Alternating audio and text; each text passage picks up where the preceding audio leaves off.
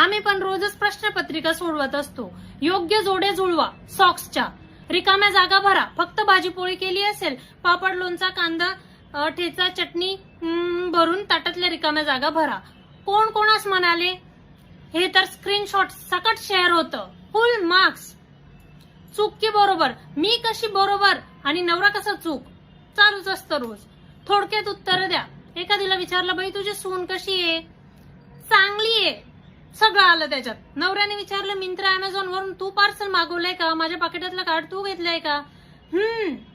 थोडक्यात उत्तर.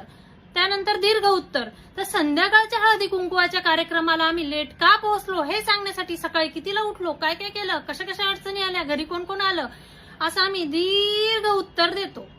संदर्भासहित स्पष्टीकरण.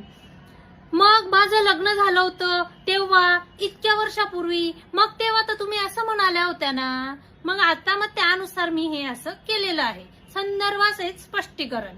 त्यानंतर चित्रावरून कथा बनवा. दिवाळीला फक्त नवरा आणि मुलांसोबत फोटो शेअर केलेले, म्हणजे ही सासरी गेलेली नाही, म्हणजे हिचं सासूशी भांडण झालेलं आहे, ही अशीच आहे, ही तशीच आहे, हिने असंच केलं असेल. फोटो पाहून कथा तयार. असं आम्ही रोज क्वेश्चन पेपर सोडवत असतो. समजलं का विद्यार्थ्यांनो?